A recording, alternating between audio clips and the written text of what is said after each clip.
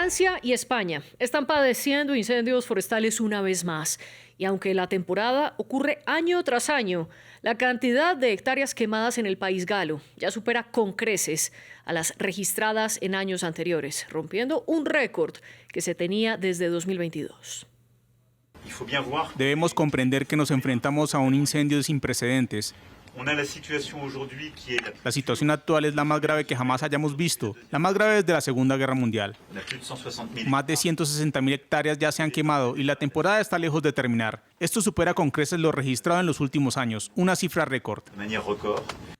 En España, hasta ahora el año con más hectáreas quemadas ha sido 2025. Claro que la temporada de fuego suele empeorar en agosto, por lo que aún es temprano para decir si 2026 será o no el peor registrado. El presidente del gobierno español no solo advierte sobre el tiempo que falta, sino que además vincula los incendios con el cambio climático. Lo que estamos viviendo no es una sucesión de episodios aislados. Se ha dicho antes, la expresión más dolorosa de una emergencia climática que hace de los incendios de sexta generación más voraces, las olas de calor más frecuentes y nuestro territorio, en consecuencia, más vulnerable. Ya no es una excepción, es la regla en sí misma, veranos cada vez más difíciles, destructivos y, por tanto, mortíferos. Pero si los incendios forestales no son la excepción, sino la regla de cada año, ¿por qué entonces no se previenen lo suficiente? ¿Qué se debe hacer para la próxima temporada de conflagraciones y evitar que sea tan catastrófica? ¿Y hasta qué punto la crisis climática empeora el fuego? Es lo que discutimos en el debate de France 24. Yo soy María Clara Calle y le doy la bienvenida a nuestros dos invitados de hoy. Nos acompaña Francisco Martín Azcárate, biólogo y profesor titular en el Departamento de Ecología de la Universidad Autónoma de Madrid. Y también está con nosotros Fernando Valladares, científico, investigador del Consejo Superior de Investigaciones Científicas y profesor de Ecología. Los dos están con nosotros desde Madrid. Bienvenidos a este espacio, una bienvenida que, como siempre, extiendo a quienes nos siguen en redes sociales, donde estamos como @France24-ES y mi cuenta personal es @MariaClaguirre. Y también bienvenidas las personas que están viendo nuestra señal de video o nos están escuchando a través de Apple Podcasts, Spotify, Deezer y TuneIn. Francisco Martín, comienzo con usted. Bienvenido al debate, como decía anteriormente. ¿Cómo puede explicar usted los incendios que están ocurriendo en este momento en España y en Francia? ¿Qué tienen de particulares? ¿Qué tal? Muchas gracias por invitarnos. Un gusto estar con ustedes y también, por cierto, con Fernando. Bueno, pues explicar en poco tiempo por qué tenemos estos incendios no es sencillo. Los incendios son un fenómeno que dependen de muchísimos factores simultáneamente y por ello intentar buscar una única causa sencilla que podamos resolver pues es un camino, a mi modo de ver, equivocado. Tenemos en el caso concreto de la cuenca mediterránea, hasta cierto punto se puede extender a lo que sucede en Francia, pero no es exactamente lo mismo. Tenemos un paisaje que ha cambiado muchísimo en unas décadas. Lo que veían nuestros abuelos no tiene nada que ver con lo que vemos nosotros. Tenemos mucha más biomasa acumulada. Aquello era una economía en la que se explotaba fuertemente el territorio. O sea, había que sacar la comida arañando con uñas el terreno que teníamos en los pueblos, y hoy lo que tenemos es una sociedad completamente distinta en la que, al no existir esa explotación tan intensa sobre el territorio, tenemos mucha biomasa. Además, tenemos mucha biomasa acumulada y muy pocos herbívoros, porque no hay gran cantidad de herbívoros silvestres y tampoco los hay domésticos. Tenemos también un clima mediterráneo particularmente propenso a generar condiciones para los fuegos, porque tras estaciones lluviosas que acumulan mucho crecimiento vegetal, pues aparece un verano muy seco, muy cálido, en el cual esa vegetación, que en buena medida también es bastante propensa a quemarse por sus características estructurales y químicas, pues puede acabar ardiendo con facilidad. Y tenemos, por supuesto, un cambio climático muy potente que va en aumento y que de alguna manera empeora bastante las cosas, ¿no?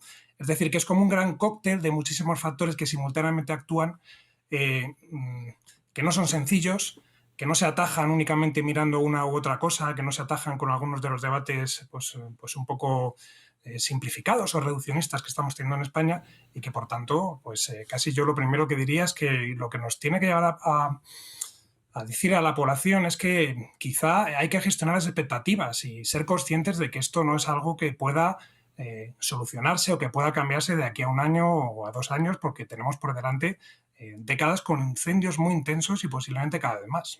Y más adelante vamos a discutir más sobre esas causas de fondo que son múltiples, como usted muy bien lo explica, Francisco. Pero antes le quiero dar también la bienvenida a Fernando y preguntarle qué de distinto tienen los incendios forestales de 2026 en Francia y en España frente a los que habían vivido estos países en años anteriores y sobre todo qué ocurre para que esta vez, por ejemplo, se registre el incendio con más hectáreas quemadas en España, que es el de Ávila con más de 50.000. Hola, ¿qué tal? También me sumo a los agradecimientos por contar conmigo y también compartir velada con Francisco. Bueno, lo que tienen de nuevo los nuevos incendios es que vienen en esas circunstancias que Francisco ha contado muy bien y también en ese nuevo clima. Los nuevos incendios, no todos los incendios que ocurren ahora, no todos por nuevos, algunos son a la vieja usanza, incendios más pequeños y con unas energías implicadas razonables, pero cada vez con más frecuencia los incendios tienden a hacerse grandes y muy potentes. Y la gran novedad que tienen es precisamente esa potencia, esa energía. Quizá el factor diferencial, que muchos de estos incendios acaban recibiendo la denominación de sexta generación, por ser de esa última forma de quemarse con una gran energía, quizá lo que nos podría ilustrar para entender que son en la práctica inextinguibles.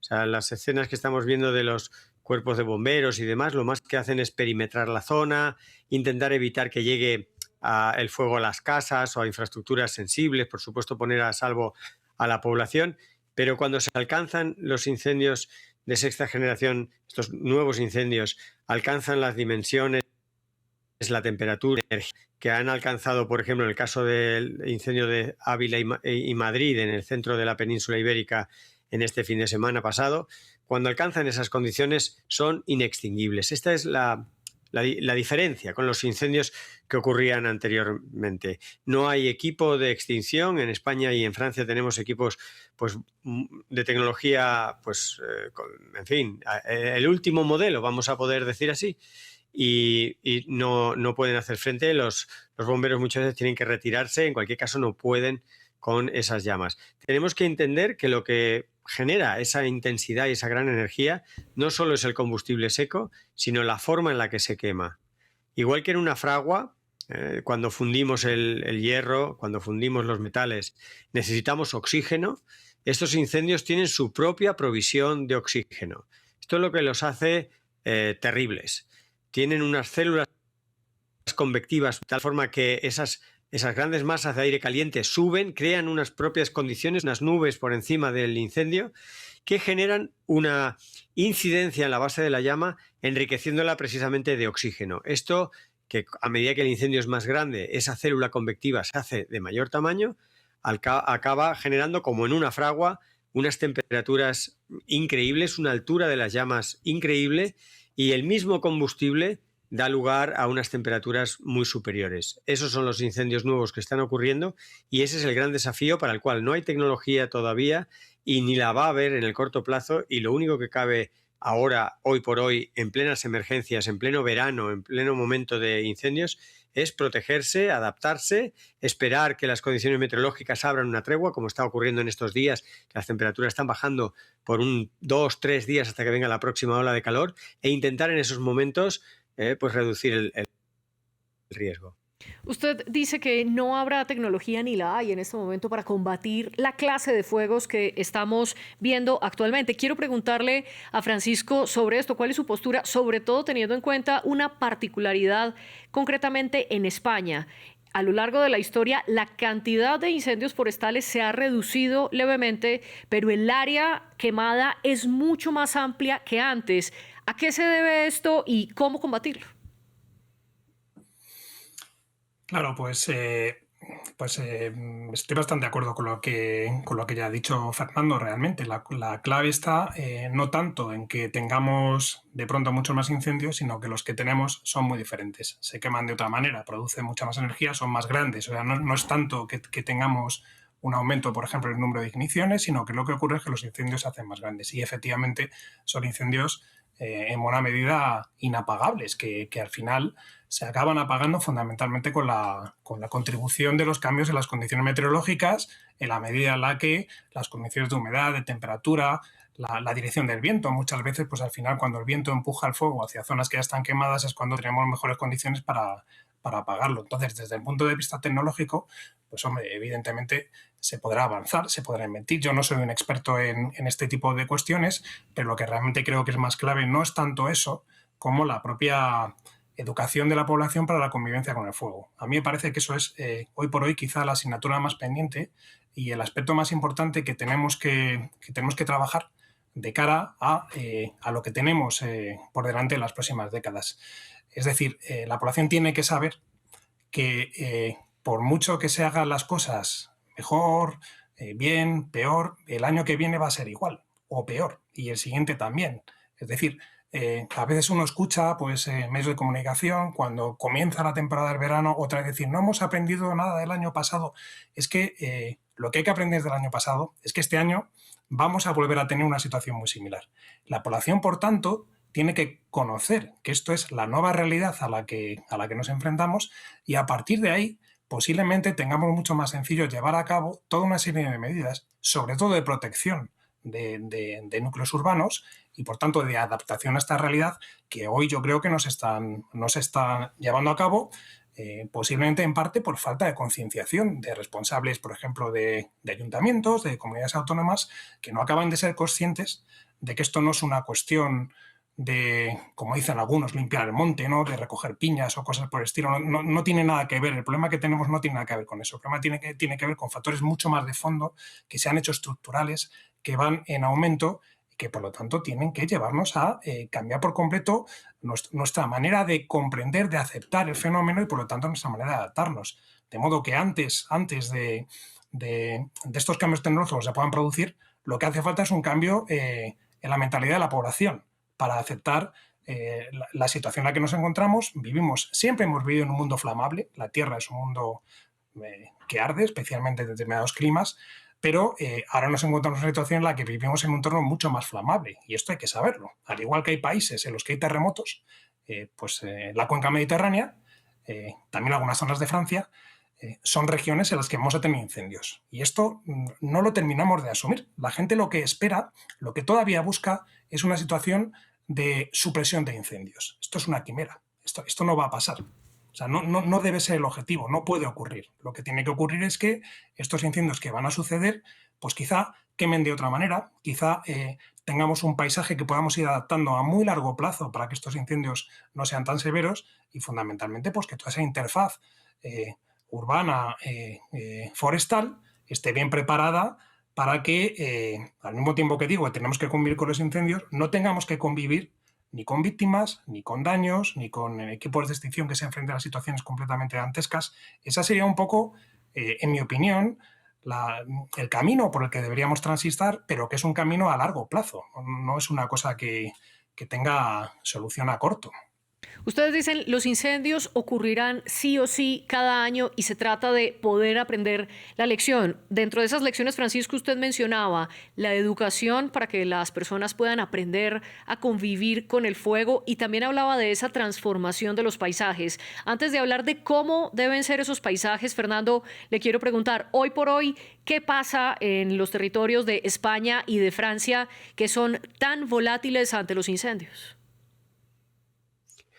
Bueno, se da una combinación de factores. Hemos comentado esa de combustible, un combustible que con el cambio climático se vuelve muy seco y fácilmente inflamable, y luego la continuidad de ese combustible, el hecho de que viva poca gente en el campo hace que las masas forestales, que el monte bajo vaya conectando y permita que cuando surge la llama, pues esta llama no encuentra interrupción. Por mucho que se hagan cortafuegos técnicos, nunca son tan eficaces como la estructura en mosaico dinámica de un espacio en el que durante siglos pues el ser humano ha tenido más presencia, ¿no? Al ir abandonando ese espacio, pues se ha ido no solo acumulando el combustible, sino, como digo, manteniendo una continuidad espacial en ese combustible. Y a lo que estaba comentando ahora Francisco, estoy muy de acuerdo en que es importante que la ciudadanía entienda y no se le cuenten historias dulces pretendiendo no alarmar. Creo que la población tiene que ser tratada como adultos que son y hablarles del riesgo cierto, la nueva realidad en la que estamos. Pero además creo que hay un ingrediente que no termina de darse, no sé exactamente esa dimensión en Francia, pero en España sí sé que no se da, que es la dimensión política, ¿no? La oposición política, por ejemplo, está poniendo obstáculos muy absurdos, está negando la ciencia y está dificultando algo que de por sí ya es difícil, ¿no? Entonces necesitamos una nueva política para un nuevo clima y para unos nuevos incendios. No solo necesitamos una nueva ciudadanía, que de alguna manera ya hay parte de la ciudadanía que están impulsando esto, que ya se está pidiendo de la ciudadanía un pacto de estados, hay partes, sectores de la ciudadanía que se están moviendo, que nos estamos moviendo, pero también necesitamos una clase política que esté a la altura del desafío y de momento no lo está. Y frente a esa intención política, Pedro Sánchez ha sido muy vocal en promover lo que él ha llamado ese pacto contra el cambio climático, donde entiende los incendios forestales no como un evento que ocurre por casualidad, sino que responde a muchas causas estructurales, causas de las que ustedes están hablando. Pero ustedes también hablan de la conexión entre cambio climático e incendios forestales. Francisco, ¿qué hacer frente a los negacionistas del cambio climático? Y una frase que se repite mucho en España y es que los incendios se apagarán con la llegada del invierno y también antes, por supuesto, del otoño. ¿Hasta qué punto esto es cierto y hasta qué punto también esos incendios forestales sí responden al cambio climático? Los incendios forestales responden claramente al cambio climático, aunque no es el único factor. Coincide el cambio climático con los otros cambios que hemos ido comentando sobre la estructura de la vegetación, sobre la estructura de los paisajes, pero evidentemente el cambio climático es clave. Los veranos son más largos, las temperaturas que se alcanzan son más altas, las olas de calor son más numerosas y al final los días en los que tenemos incendios, cualquiera que observe un poco cómo funciona una temporada de incendios, comprueba fácilmente que va por oleadas, es decir, que no se distribuyen regularmente a lo largo del verano, sino que hay momentos en los que en determinadas regiones de una forma simultánea aparecen muchos. Son los días en los que tenemos esta coincidencia de condiciones climáticas que dispara la probabilidad de que un incendio que arranque se pueda extender, ¿no? Al tener más olas de calor, al tener un periodo más largo en el que se pueden producir estas olas de calor, pues evidentemente tenemos más condiciones para producir los incendios y además la vegetación lógicamente pues viene en unas características, con unas características muchísimo más flamables. Lo que yo no sé qué se puede hacer, respondiendo a la primera pregunta, es con los negacionistas. Esto para mí es muy duro, es decir, como profesional que trabaja en la universidad y en la ciencia, me resulta tan descorazonador encontrarme tan a menudo con círculos, con ambientes en los que el negacionismo impera a pesar de la abrumadora evidencia científica. Esto pues cuenta con más evidencia científica que la teoría de la evolución, casi diríamos, ¿no? Es una cosa tan absolutamente asentada que realmente da muchísima pereza tener que estar entrando en estos debates. Yo no sé lo que hay que hacer, no sé si hay que entrar en los debates, lo hemos hecho muy a menudo, no sé si no hay que entrar en los debates, pero entonces pues la gente que defiende el negacionismo pues parece que tampoco recibe respuesta. Yo solo puedo lamentar que siendo de por sí, no ya el tema de los incendios, sino otras muchas cuestiones que tienen que ver con la salud medioambiental, siendo tan importante esta cuestión, un reto tan importante para la humanidad, el debate no sea en qué es lo que tenemos que hacer, cómo adaptarnos, cómo mitigar, sino en si hay o no hay cambio climático, ¿no? Cuando insisto que desde el punto de vista científico las dudas son absolutamente ningunas. En todo caso, insisto también que en la cuestión de los incendios no es el único factor, que no debemos perder de vista que es un factor importante, que va en aumento, que va a ir siendo cada vez más importante, pero que hoy por hoy tenemos también otros elementos críticos, como estas estructuras de paisaje con arbolado muy continuo, derivadas no solamente del abandono de los usos del campo, sino también pues, de planes de reforestación que se hicieron en su momento, que podrían ser comprensibles con la óptica de aquellos años, pero que hoy, pues lógicamente, han contribuido a generar estos paisajes tan complicados. Y por lo tanto, bueno, pues estamos asistiendo, por decirlo de alguna manera, a un problema que no solamente depende de muchos factores, sino de muchas escalas, porque la cuestión del cambio climático es de escala global. Esto no se soluciona en España o en Francia, que obviamente tienen que estar remando en esa dirección. Esto se soluciona si la globalidad de los países reman en la misma dirección. O sea, los principales países que emiten dióxido de carbono pues son, por ejemplo, Estados Unidos, ¿no? Por tanto, pues necesitamos que Estados Unidos esté al frente de esta lucha contra las emisiones, y en este momento no lo está. Ahí tenemos un problema muy importante. Y luego decía que tenemos problemas que actúan a varias escalas, pues una escala más local, más nacional, que tiene que ver con esta gestión del territorio, en la que a lo mejor un país concreto, como España o Francia, pues sí pueden efectivamente llevar a cabo pues medidas más o menos decididas dentro, insisto, de lo que ya comentaba al principio, de que tampoco podemos contarle a la población que esto se soluciona haciendo esto o aquello y ya está, porque no es tan fácil tampoco.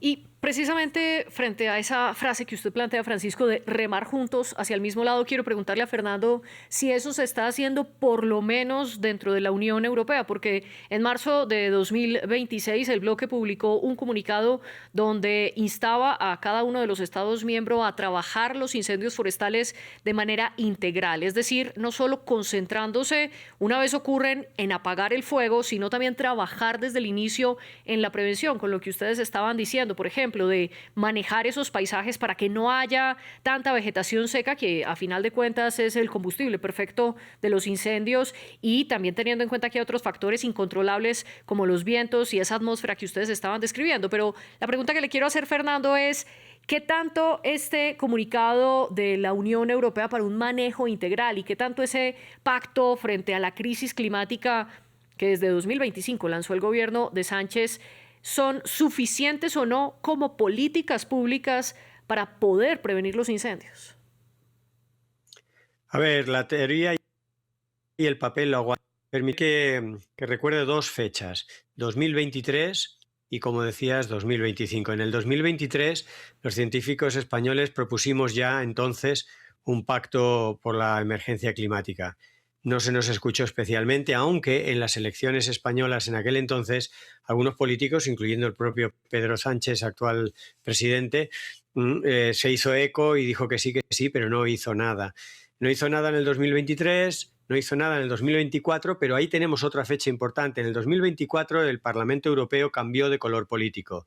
Entró la ultraderecha y Europa dejó de ser verde y pasó a ser, por así decirlo, marrón verdoso. La ultraderecha y la derecha han cambiado el énfasis y la financiación de todas las políticas verdes europeas, desde el Pacto Verde, la Ley de Restauración, hasta todo lo que tenga que ver, porque cada vez más Europa, en este nuevo rumbo que tomó a partir del 2024, orienta la economía enfrentándola a la protección de la biodiversidad y a la lucha climática. Esto se ha traducido en muy buenas palabras, mantienen sobre el papel algunas de esas teorías. Este acuerdo que mencionas, pues es una de tantas teorías, pero que no se sustancian en nada, en parte porque ya ellos mismos han dejado sin financiación, sin presupuesto, a buenas partes de la legislación, de los reglamentos, de las propuestas que hacían de Europa un continente con una vocación verde y sostenible. Ya no lo es, Europa ya no es así, y con el avance de la ultraderecha cada vez lo va a ser menos. Lo que ocurre es que luego hay emergencias puntuales, como son incendios de absolutamente que desbordan y que nos meten en esta situación de emergencia, y por eso esta noche o esta tarde aquí, ¿no? Por las dimensiones puntuales de un evento extremo, ¿no? En España hubo una inundación en el 2024 que también fue extrema, en Francia ha habido varios apagones disparados por el nuevo clima, en fin, momentos puntuales. De pronto Europa recuerda la importancia de ser solidarios. Ahora mismo, bueno, porque es de noche, pero estos días ha estado sobrevolando el cielo español, algunos aviones europeos, mostrando esa solidaridad y mostrando ese trabajo reunido que Europa es capaz de hacer. Pero la voluntad política en Europa no es esa. La voluntad política en Europa es atender puntualmente a las emergencias, pero no mantener una estrategia a largo plazo, que es la única que tiene sentido desde el punto de vista científico. Y en nuestro país ocurre algo parecido, pero todavía, mientras está el gobierno de Pedro Sánchez, algo mejor, pero más bien en la teoría, porque el año pasado Pedro Sánchez, en el 2025, prometió un pacto de Estado por la emergencia climática a raíz precisamente de haber sido el 2025 el registro, de haber sido un año catastrófico por los incendios. Pero en todo este tiempo transcurrido desde agosto del 2025 se han hecho reuniones, hemos participado científicos, se han recolectado las ideas, pero no se ha hecho netamente prácticamente nada. Y ahora el propio Pedro Sánchez vuelve a rescatar la idea. Acabamos de sacar precisamente en el día de hoy una recogida de firmas para intentar mostrar a los representantes políticos que, como decía al principio, no están a la altura del desafío, que mucha ciudadanía de mucho color y de mucha geografía diferente quiere que los políticos se pongan de acuerdo. Será imposible la unanimidad porque hay un partido claramente obstruccionista y negacionista, el partido de Vox, la ultraderecha española, pero salvo esa excepción que ya se plantó el año pasado y en el 2023 como obstruccionista a cualquier acuerdo en materia climática, hay posibilidades, pero la situación es difícil y lo que va a requerir una cosa es invertir las prioridades. En lugar de poner esa economía por delante de las personas, por delante de la seguridad, por delante del cambio climático, se trata de poner la seguridad, el cambio climático, lo que nos amenaza, pues por delante. Eso se podría hacer, ojalá, con un pacto por el clima. No es la única herramienta. Ese pacto es muy difícil de llevar a cabo, pero es una cuestión que la estamos impulsando porque es un poco lo que tocaría hacer. En paralelo hay que hacer más cosas. Y más allá del papel y de esta iniciativa que usted menciona, Fernando, quiero preguntarle a Francisco, ¿qué ha cambiado en el terreno, particularmente en España, desde los últimos incendios catastróficos de agosto de 2025 a la fecha? ¿Ya habían comenzado a cambiar algunos paisajes, no para prevenir el fuego, sino para evitar que se propague tanto, o en la práctica todo sigue igual al año pasado? Bueno, este es un debate también profundo y que requiere tiempo. Existe la percepción por parte de mucha gente de que no se hacen actuaciones de tipo forestal para prevenir los incendios y que esa es la razón por la que estos incendios se producen y por lo tanto si este invierno de nuevo no volvemos a hacer estas actuaciones, pues en 2027 tendremos de nuevo incendios muy grandes y vuelta a empezar. La realidad es más compleja.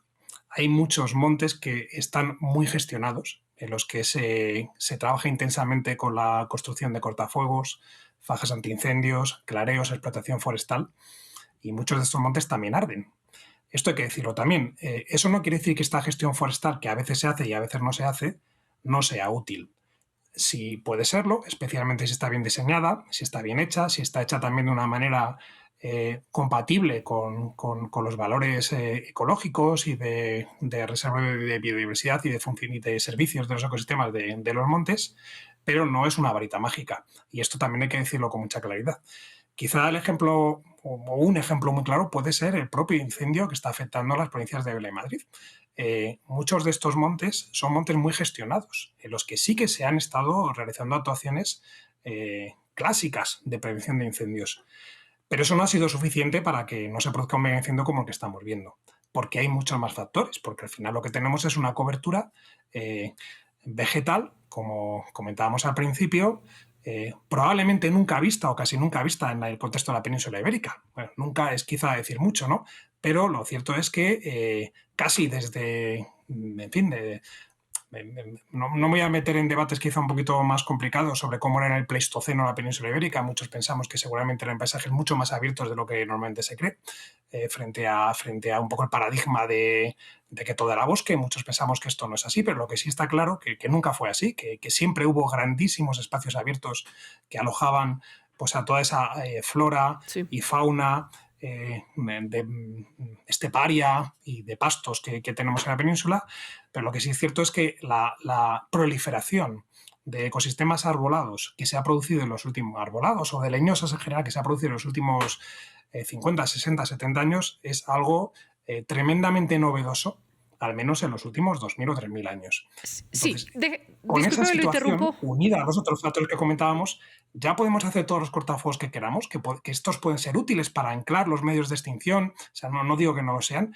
pero no es tan sencillo. Es lo que yo insisto, no es tan sencillo. Si así fuera, no estaríamos con este incendio que tenemos en Ávila y Madrid. Y recalcando que ninguna de las soluciones son tan sencillas, sí le quiero preguntar a Fernando, porque Francisco explica que incluso en lugares donde han tomado las medidas más adecuadas, como crear unas franjas y quemarlas antes para que así el fuego no tenga una vegetación seca que pueda servir como combustible para las llamas, o también donde han combinado esos paisajes entre ganadería, agricultura y bosque con especies de árboles que no se incendian tan fácilmente como otros. Incluso en los lugares donde combinan esas soluciones, hay fuego, hay incendios forestales en este momento. ¿Cuáles pueden ser las soluciones entonces que puedan ser suficientes? Esa palabra que utilizó Francisco. Mm. Bueno, efectivamente tenemos pruebas de que incluso bosques, montes bien gestionados según la silvicultura tradicional se prenden fuego. Hasta hace una semana teníamos un grandísimo incendio en la provincia de Guadalajara, en el norte de Guadalajara. Me consta que esas zonas habían sido gestionadas precisamente para reducir los riesgos de incendio, pero todo eso es pasado, son métodos forestales que se han quedado completamente obsoletos. Tanto las propias masas forestales como los métodos que se aplican de gestión son anticuados, no están a la altura de estos incendios que, como decía, tienen nuevas características. Una de sus características es que una vez que se dan, no se pueden apagar, pero tienen unas características que de alguna manera nos obligan a adaptarnos, no tanto a intentar encontrar esas soluciones, como decía Francisco, que muchos piensan que hay una solución mágica, que es cuestión de poner dinero, que es cuestión de traer una tecnología y ya no. Con esas soluciones que ahora mismo podemos tener a nuestro alcance, podemos reducir los riesgos, pero no lo vamos a reducir a cero. Y aquí hay un factor estocástico, de azar, de casualidad, de que den lugar determinada secuencia de olas de calor y hasta el bosque mejor preparado va a prender fuego. Así que tenemos a uno con más fuego en general, y esto yo no quiero centrarlo solo en la cuenca mediterránea. Hemos visto los incendios de Canadá tremendos año tras año. El cambio climático está haciendo de Canadá un bosque que se quema cada vez con mayor intensidad. Lo vimos incluso en la final del Mundial de Fútbol, cómo llegaban, y no es el primer año, sino ya llevamos muchos años, que llegan hasta la ciudad de Nueva York. Lo estamos viendo en Indonesia, lo estamos viendo en Sudáfrica, lo estamos viendo en el Amazonas. Estamos viendo un mundo que se quema, y se quema por negligencia, por accidentes, por intervenciones humanas, pero también por el cambio climático. Recordemos que además en el triángulo del fuego, el cambio climático afecta a los tres ejes del triángulo del fuego. Si recordamos, tenemos el eje del combustible, estamos haciendo que el combustible esté más seco. Tenemos el eje del comburente. El comburente por excelencia es el oxígeno. Estas células que estaba explicando al principio, activas nuevos incendios, y además tenemos la energía de activación o la chispa, como lo queramos llamar, y también se ha demostrado que el cambio climático está aumentando las tormentas secas, los relámpagos y los incendios provocados por rayos. Así que con el nuevo clima tenemos nuevos incendios, muchos de los cuales alcanzan tal tamaño que no se pueden apagar, y entonces nuestra estrategia es abordar el cambio climático, reducir que los riesgos en el largo plazo vayan disminuyendo, y en el corto plazo no queda más que adaptarse. Por supuesto que hay gestiones forestales inteligentes, más irresponsables o más peligrosas, pero no hay hoy por hoy una gestión forestal que pueda llevar a riesgo cero de incendios. Y partiendo entonces que no hay ninguna solución de varita mágica y que la probabilidad es más hacia la adaptación, aprender a convivir con estos fuegos, sí quiero preguntarle a Francisco para terminar, y tiene un minuto para concluir, y es ¿qué lección aprendida o qué lección se debe aprender de la temporada de incendios de 2026 para los incendios que habrá en 2027 con esas nuevas características de las que ustedes hablan? Pues quizá la primera lección es que no tiene que ser para 2027, sino para el medio y largo plazo. Las actuaciones que se pueden hacer no se van a notar en un año si es que se hacen. La segunda lección podría ser que va a haber incendios, va a haber grandes incendios, y lo que tenemos que hacer es aspirar a que aquel territorio que se queme de otra manera. No se queme como se está quemando ahora, se queme de una forma menos severa que dé lugar a, sobre todo, menos riesgos para la población. Quizá la tercera lección pueda ser que deberíamos concentrar los esfuerzos en el entorno de las poblaciones humanas. Es decir, los ecosistemas al final están más habituados al fuego de lo que pensamos. Quizá algunos de estos megaincendios no tanto, pero están bastante habituados. La vegetación mediterránea se regenera bien cuando hay incendios, pero claro, con eso podríamos convivir. Con lo que no podemos convivir es con muertes y no podemos convivir con casas quemadas. Entonces, los esfuerzos de gestión del territorio, la construcción de paisajes en mosaico, de paisajes más abiertos, hay que concentrarlos en el entorno de los asentamientos humanos. Hay legislación, de hecho, Sí, pero no Francisco. se cumple en España sobre perímetros de protección que tienen que tener pueblos y urbanizaciones. Esto no se cumple, debería cumplirse. Y Fernando, muy brevemente, ¿qué lección añadiría a las que ya mencionó Francisco en 30 segundos? Diría, en primer lugar, ir unidos con independencia del color político. Esto es una emergencia que va a ir a peor. Hay que unirse, hay que coordinarse y, en segundo lugar, hay que cambiar las prioridades. La prioridad no puede seguir siendo la de hacer negocio con todo, incluyendo la extinción de incendios. A nuestros invitados les agradezco por estar aquí en el debate, Francisco Martín Azcárate y Fernando Valladares. Y también gracias al jefe de edición Luis Montes, a la productora de invitados Belisa San Miguel y a todo el equipo que está detrás de cámaras haciendo este programa y este episodio posibles. Nos vemos.